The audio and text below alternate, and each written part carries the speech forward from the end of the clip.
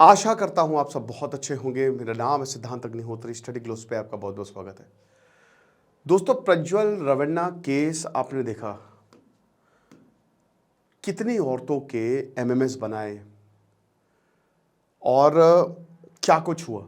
तो आज हम एक बहुत ही गंभीर विषय की बात करेंगे। द प्रिंट का ये बहुत अच्छा आर्टिकल है कि आखिरकार क्यों ये बड़े लोग सेक्सुअल एक्सप्लॉइटेशन करता। बहुत सारे केसेस तो ऐसे जो रिपोर्ट नहीं होते, बहुत सारे, एक दो केसेस तो मेरे पास आए हैं, लेकिन क्योंकि अब उन्होंने, मैंने बोला कंप्लेन करवाइए, तो मैं नाम नहीं बता सकता, लेकिन ऐसा हुआ है, होता है ये। तो आखिरकार ये बड़े लोग जो हैं वो इतनी आसानी से सेक्सुअल क्राइम करके कैसे निकल जाते हैं? लद गए पहले के जमाने। ये क्राइम है। क्राइम से याद है, क्राइम अफेयर्स को सब्सक्राइब कर लो, डिस्क्रिप्शन बॉक्स में लिंक दिया हुआ है। परसों मैंने गोल्डी बरार की कहानी डाली थी और परसों सुबह 12 बजे के करीब मैं लाइव सेशन लूंगा। वेबसाइट हमारी लॉन्च हो रही है, वेबसाइट ऑलरेडी लाइव है, लेकिन मैं आपको बताऊंगा उसमें कैसे आप कर सकते हो, कोर्स बाय कर सकते हो। कोर्स ऐसे अभी भी एक एक चीज़ मैं बताऊंगा। तो सेट दी डेट। अब आप एक बात बताइए, प्रज्वल रवन्ना की केस की हमने बात की थी कल ही। जिन्होंने एफआईआर लिखाई है वो बता रही हैं कि ये आया और इसने एकदम से झपट्टा मारा और मेरे कपड़े उतारने शुरू कर दिए। जब मैंने अपोज किया तो उसने बोला कि मेरे पास गन है और इस गन से, इस बंदूक से तुम्हारे पति की जान ले लूंगा। इस समय कहीं यूरोप में ये छुपा बैठा है, भाग गया ये जर्मनी, इंडिया छोड़ के जर्मनी भाग गया और यूरोप के छोटे से शहर में छुपा बैठा है। जब एसआईटी ने बोला कि किधर हो बेटा, तो बोला कि एक हफ्ता दे दो, इनके लॉयर बोल रहे कि मैं आ जाऊंगा। ये बात जो है वो देखने को हमको मिली है। लेकिन दोस्तों, ये बड़ी डेंजरस बात है। जनता दल सेक्युलर, इनके दादाजी प्रधानमंत्री रहे भारत के, इनके चाचा जी एचडी कुमार स्वामी चीफ मिनिस्टर कर्नाटक, इनके पिताजी एमएलए, इसका भाई एमएलए, इनकी माताजी। तो आप ये समझिए कि पूरा परिवार एक बहुत ही पावरफुल पॉलिटिकल फैमिली से बिलोंग करता है। क्रिमिनलाइजेशन ऑफ पॉलिटिक्स, राजनीति का अपराधीकरण बहुत तेजी से हो रहा है और ये एक बहुत ही चिंता की बात है दोस्तों। क्यों? क्योंकि यही लोग देश चला रहे हैं। अब देखिए, कई बार ऐसा होता है कि बदले में बहुत सारे केसेस जो है वो डाल दिए जाते हैं, ये हमको पता है, केसेस डाल दिए जाते हैं, लेकिन सीरियस केसेस हैं, एक केस, दो केस, इतने सारे केसेस। तो अपराधीकरण पॉलिटिक्स का हो रहा है। पॉलिटिक्स में कौन लोग आए जो अच्छे हों, जो देश के लिए सोचते हों, वो लोग आने चाहिए। लेकिन अभी ज्यादातर ऐसा हो रहा है। देखिए, एक चीज तो हमको समझनी पड़ेगी कि हर कोई काम करता है जनता के लिए। 90% जनता के लिए काम करेंगे, उनको वोट चाहिए। अगर वो काम नहीं करेंगे तो वोट नहीं मिलेगा। बट एक जो जज्बा होता है ना कि हाँ एकदम ऐसी की तैसी कर देनी है, एकदम घुस जाना है, कहीं ना कहीं वो मिसिंग है। ठीक है, तो इसको ध्यान में देना पड़ेगा। अभी एफआईआर जो है वो लॉन्च हुई है, 300 से ऊपर औरतों के एमएमएस, मतलब एक 65 साल की महिला तक को नहीं छोड़ा। वो वीडियो में विनती करते हुए दिख रही। अब देखिए, प्रज्वल रवन्ना का ये बोल रहा है कि नहीं मॉब्ड है, ये है, फलाना धमाका, वो तो लेकिन सब समझ में आ ही जाएगा, ये चीज है। तो अब ये आप ये समझिए कि ये होता रहा है, 32 साल का है ये। अब कांग्रेस, देखिए बीजेपी कह रही है, बीजेपी ने जेडीएस के साथ अलायंस की है। पिछले साल एक बीजेपी लीडर ने बोला था कि आप, क्योंकि ये सबको मालूम था इस क्राइम के बारे में, एवरीबडी न्यू इट, तो हर किसी को पता था कैसा है। तो बीजेपी की तरफ से ये था कि एक लीडर ने बोला था कि आप जेडीएस के साथ मत जाइए, क्योंकि जब ये बाहर आएगा तो हमारे लिए बहुत मुश्किल हो जाएगी, और यही हो रहा है। इधर राज्य में कांग्रेस की सरकार है, तो पहला सवाल तो ये कि सरकारों ने कैसे इसको बढ़ने दिया। सब कुछ मालूम होने के बावजूद सिर्फ वोट के लिए आप इनके साथ जुड़ेंगे, और कांग्रेस की सरकार है, कैसे जाने दिया देश छोड़ के। जब एसआईटी जो है, तो बीजेपी ने डिस्टेंस कर लिया। बहुत ज्यादा ये बवाल हो रहा है कि इसको सस्पेंड करो। खैर, ये तो रवन्ना का केस है, लेकिन हम यहां पे बात करेंगे कि आखिरकार ये जो सेक्सुअल क्राइम्स हो रहे हैं पॉलिटिक्स में, ये क्यों हो रहे हैं। और ये अगर सामने भी आ जाते हैं ना, तो ऐसा नहीं कि बहुत तगड़ी कार्रवाई हो रही हो, ये निकल जाते हैं। ये बड़ी दिक्कत है, इंसाफ मिलता नहीं है। 2021 में हमने देखा कि जो रमेश जारीखोली है, उन्होंने एक औरत को अब्यूज किया, आरोप लगा। केपीटीसीएल जॉब देंगे और जॉब देने के चक्कर में उनको बुलाया और हरास किया। 2018 में जेडीयू और एक बीजेपी लीडर पे जो मंत्री थे, सोचे मिनिस्टीरियल पोस्ट बिहार गवर्नमेंट में, उनके ऊपर क्या आरोप लगा है कि यहां पे जो मुजफ्फरपुर है शेल्टर होम, वहां पे 40 माइनर गर्ल्स और यंग वुमेन को इन्होंने एक्सप्लॉइट किया और अच्छे खासे समय तक किया। अब देखिए, सब नहीं है ऐसे, याद रखिएगा। एक नेता आपको याद होगा पॉर्न देखते हुए पकड़े गए पार्लियामेंट में, सब नहीं है ऐसे, लेकिन हैं ऐसे। उसके बाद यूपी एमएलए कुलदीप सिंह सेंगर का केस, एमपी ब्रजभूषण शरण सिंह का, यह तो बहुत ही सेक्सुअल असॉल्ट का बहुत ही हाई प्रोफाइल केस था, समझ रहे हो, यह चीज है। अब यह बता रहे हैं इनके पिताजी कि 4-5 साल पुराना है, क्या दिक्कत है? तो 4-5 साल पुराना है तो क्या हुआ? हुआ नहीं है, ये तो और डेंजरस हो गया होगा, ये चीज है। सबसे बड़ी बात यह है, जो इनके देवराज गौड़ा, वही जो बीजेपी पार्टी, इन्होंने लगातार पार्टी लीडर्स को अलर्ट किया कि ये है, चिट्ठी लिखी बकायदा, बट वो भी दरकिनार। एक लीडर ने बताया, बीजेपी के अंदर ही एक लीडर ने बताया कि इनके साथ अलायंस में जाना सही नहीं है। पेन ड्राइव से जो है वो डिस्ट्रीब्यूट होने लगी।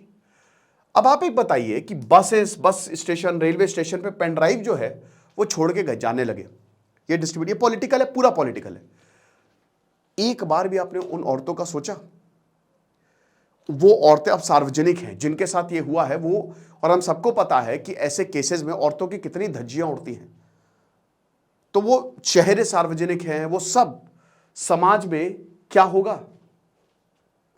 तो पॉलिटिक्स के लिए तो आपने ये पूरे जो वीडियो है वो पेन ड्राइव, अब देखिए जरूरी था, लेकिन क्या डिस्ट्रीब्यूट करना सही था? केस चलता, कोर्ट में पेश होते, कोर्ट डिसाइड करता, लेकिन सबको बांटना, पेन ड्राइव बट रही है, वीडियो जो है वो वायरल हो रहे हैं। ये तो प्रज्वल रवन्ना का जो ड्राइवर है कार्तिक गौड़ा, 7 साल प्रज्वल रवन्ना का ड्राइवर रहा, डिस्प्यूट हुआ। कार्तिक गौड़ा ने एक और आरोप लगाया है कि मेरी 13 एकड़ की जमीन थी और प्रज्वल रवन्ना ने मुझे किडनैप किया। आप समझ सकते हो? तो अब यही बात है कि जो देखिए, इसमें सबसे पहली द मोस्ट इंपॉर्टेंट थिंग कि आखिरकार ऐसा क्यों होता है कि इतने पावरफुल लोग जो हैं वो इस क्राइम में इन्वॉल्व होते हैं? तो इसका सबसे बड़ा रीजन है पावर। सारे एक्टिविस्ट लगे हुए हैं और ऐसा बोला जा रहा है कि गौड़ा फैमिली का फॉल है, लेकिन बहुत पावरफुल। देखिए, पावर जब आता है ना तो आपके पास एक कवच आ जाता है कि मेरा कोई क्या ही कर लेगा, क्या उखाड़ लेगा। एक बार आपने कुछ किया, हमने अजमेर सेक्स स्कैंडल केस देखा, हाई प्रोफाइल लोग शामिल थे, लड़कियों को एक चेन बना दी। आमतौर पे ये ऐसे ही शुरू होता है, ज्यादातर sexual assault cases chain reaction होती है। कैसे?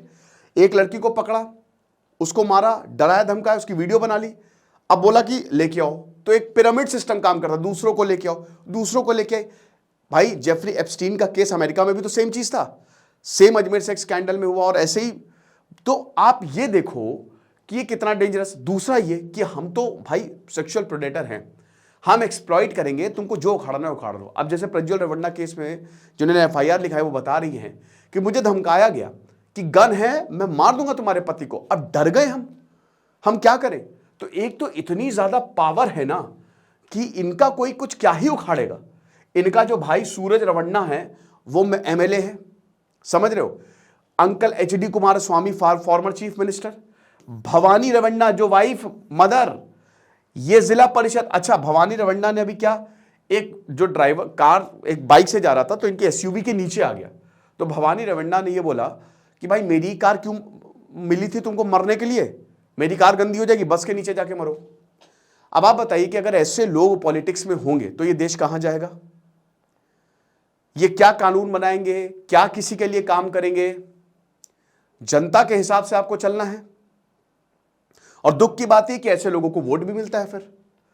तो जो फैमिली है, most powerful political dynasty Karnataka में नहीं बट भारत में भी है और हर किसी को पता है, समझ रहे हो? तो अब एसआईटी जो है वो लगातार काम कर रही है। तो पहली तो पावर है, दूसरा है फियर।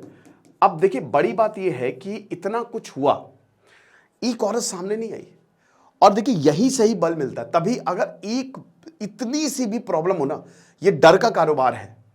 कहते हैं ना कि जैसे अभी गोल्डी बरार मरा नहीं, र्यूमर उड़ गई, लखबीर सिंह लांडा ने तुरंत जिम्मेदारी ले ली कि हमने मारा है। क्यों?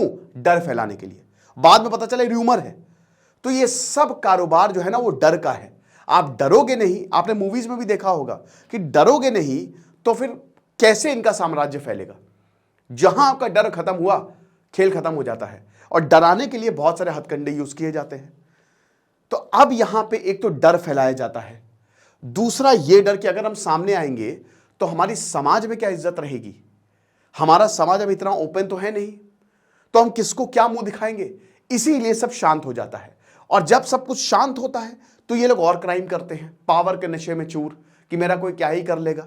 तो लगातार इस तरीके की चीजें करते रहो, क्या फर्क पड़ जाएगा। इतने सारे पॉलिटिकल लोग हमारे साथ हैं, जिनकी सरकार है वो हमारे साथ है, तो क्या दिक्कत है, करते रहो। यही जो इतना, हालांकि पाप का घड़ा भरता है तो फिर वो फटेगा ही फटेगा। तो यही जो इतना निडरता है ना, इसी वजह से आज ये एक्सप्लॉइटेशन जो है वो हो रहा है। और किसको सजा मिली आप मुझे बता दो, एक बता दो जिसको सजा मिली है। लोग जेल से रह के चुनाव लड़ते हैं। यहां पे तो गैंगस्टर को सेलिब्रेट किया जाता है, अतीक अहमद हो गए, लॉरेंस बिश्नोई, इन सबको सेलिब्रेट किया जा रहा है। जर्मनी, ये जर्मनी भाग गया। अब हालांकि एक हफ्ते बाद बोला है कि आएगा नहीं आएगा, वी डोंट नो। तो दूसरा जो है ना वो फियर है,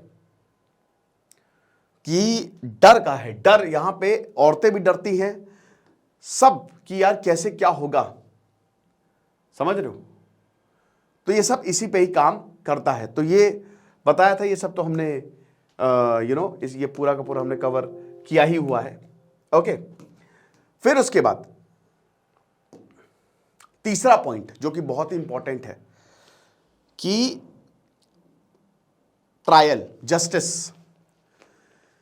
यह भी होता है ना कि अगर एक को तगड़ी सजा होना तो ये एक मिसाल बने, लेकिन तगड़ी सजा होती नहीं है। कानून हमारा ऐसा है, आप वकील की टीम लगा दो, कुछ ना कुछ लूप होल निकल ही जाएगा। कानून से कबड्डी खेल के बच जाते हैं लोग।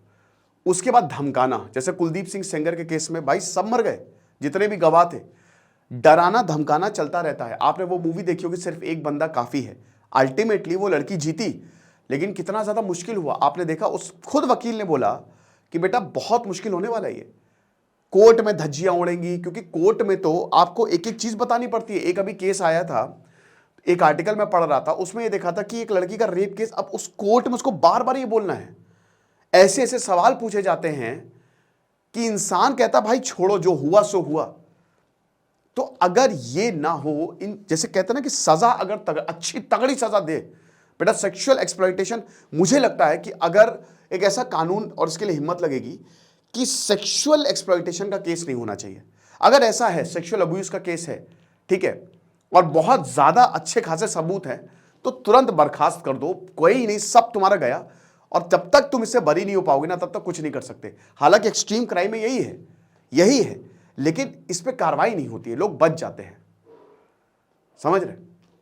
और ये हमको समझना पड़ेगा, डरना छोड़ना पड़ेगा, आपको इंसाफ के लिए लड़ना पड़ेगा। जब आप इंसाफ के लिए लड़ोगे ना, तभी लोगों के लिए मिसाल, मतलब आपका लड़ना समझ लो कि बहुत लोगों के लिए मिसाल कायम करेगा, और बहुत लोगों के मन से डर जाएगा कि नहीं, इन लोगों के खिलाफ भी आवाज उठाई सकती है। कोई कितना भी पावरफुल है, डरते सब हैं, बहुत हालत खराब होती है।